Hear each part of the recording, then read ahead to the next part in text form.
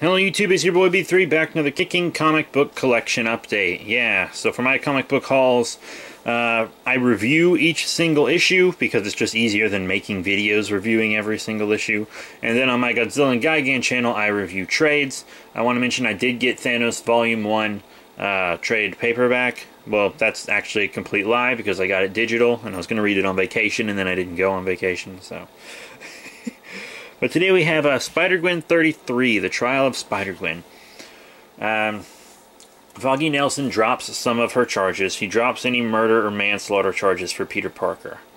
And she did not want that to happen, because she is trying to fix a broken criminal justice system, like the kind that created Frank Castle and kind of forced her father to go against the law and stuff while he was protecting her.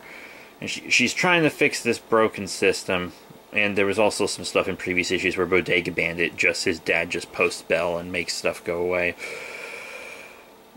And so, and then she goes to prison, maximum security shield prison, gets the crap beat out of her every day. Captain America comes through and is like, we need someone good on this team. If you go on this team, you walk out of here today, and you'll be allowed to be Spider-Gwen publicly. And there will be no consequences. And Gwen says no. She's like, I'm trying to fix a system, and if I walk out of here, it's not fair to people that are in here for longer periods, for less harmful crimes. It's like, would you give this opportunity to anyone else? No. You're giving it to me because I'm me. She's like, I have advantages in this system, and I have to be able to ignore them. Some pretty heavy social commentary and stuff, but yeah, she's in prison, and the prison's pretty much run by the Vulture, which was her first villain in her ongoing, so yoink! And then we have the Swamp Thing Winter Special, 80-page giant, #1. I can't believe I'm just now reading this. It's really thick. It could really almost be a trade, a small trade. It's so thick.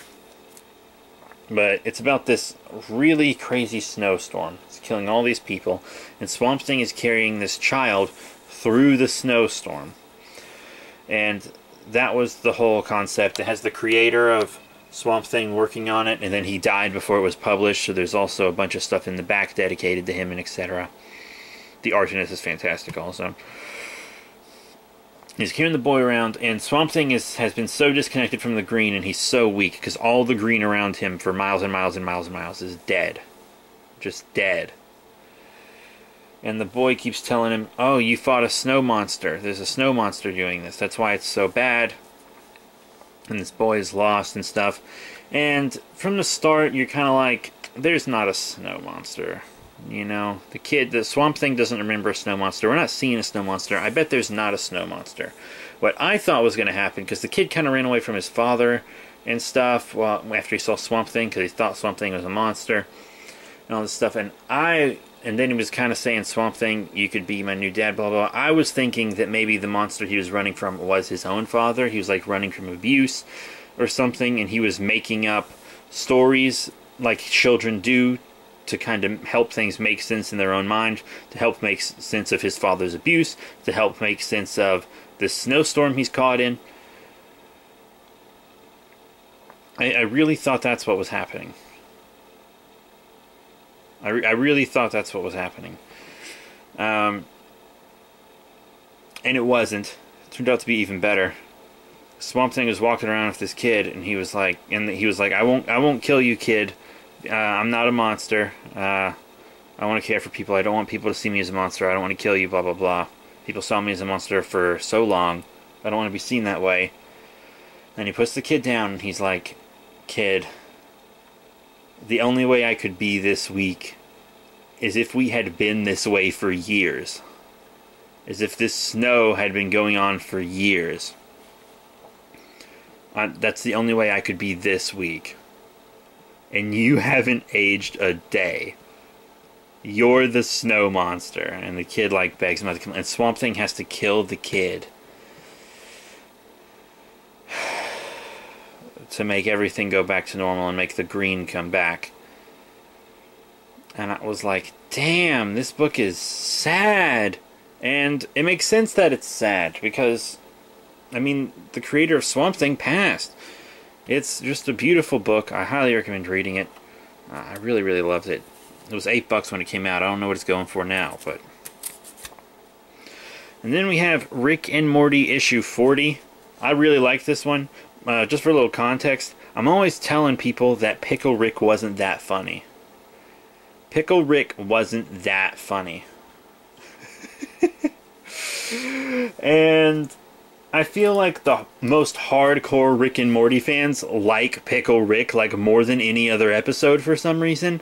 Even though the humor in it is pretty basic. I mean, I liked all the like family dynamic stuff that happened in it. That was actually really good.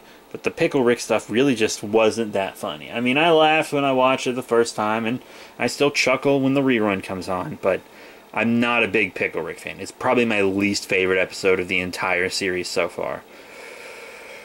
And in this one, it's a Hunger Games parody. Rick and Morty are competing in the Hunger Games. And if you win the Hunger Games, then you get to go to this super exclusive resort. That's like the most exclusive place in the universe. It's called Balls Deep.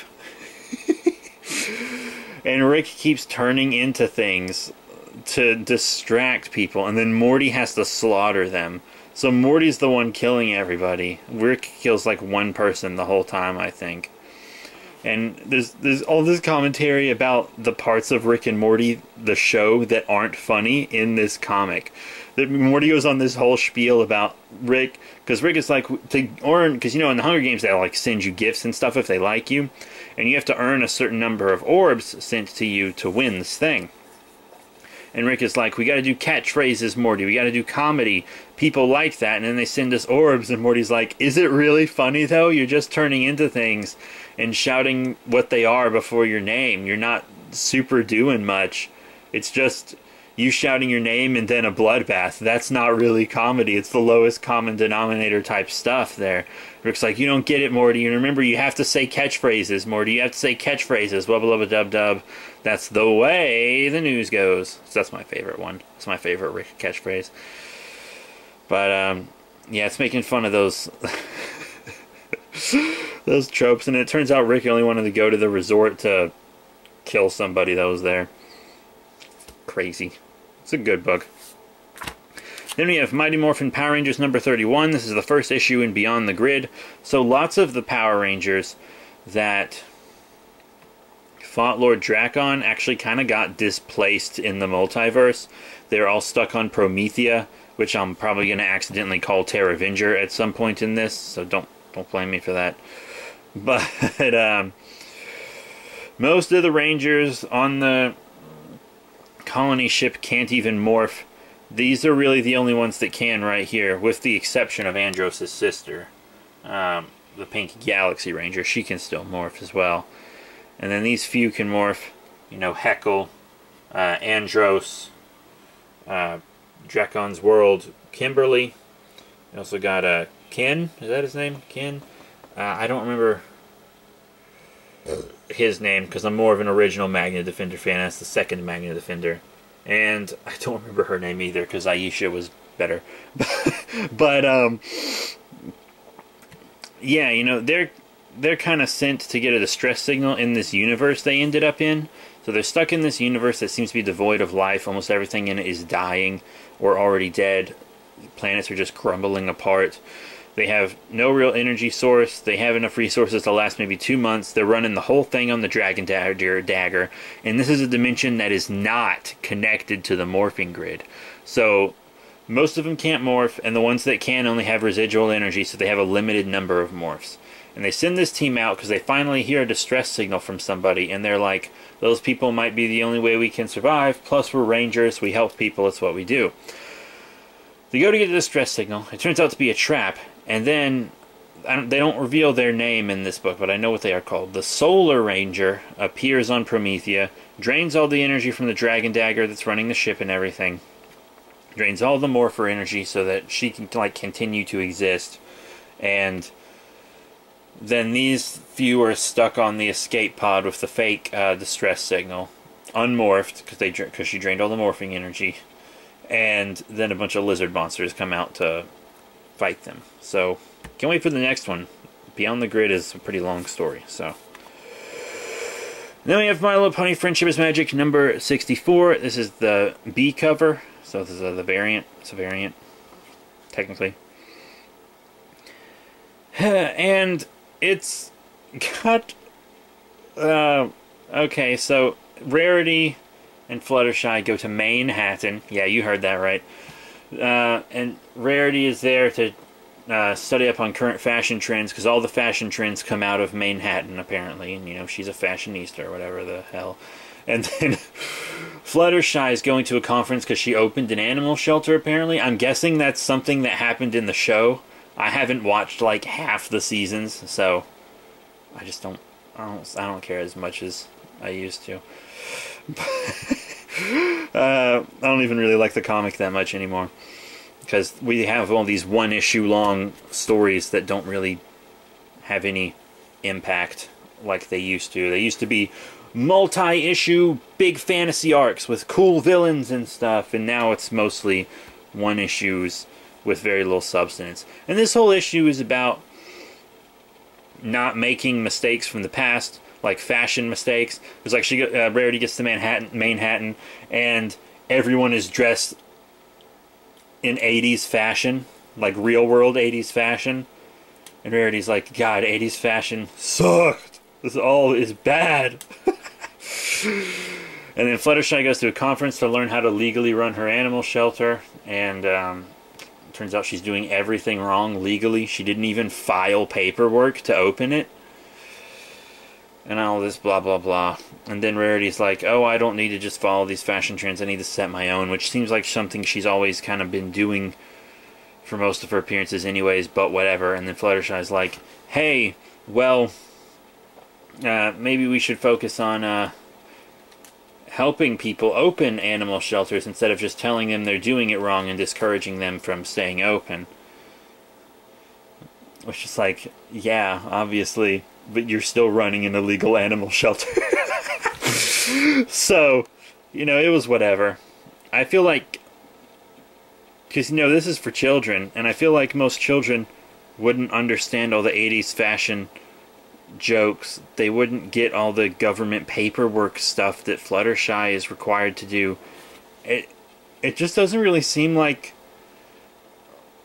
the moral in this book is delivered by ideas that children won't be able to really understand, because like the 7-year-olds reading this aren't keen on 80s fashion. They don't know about government paperwork. Whatever, though.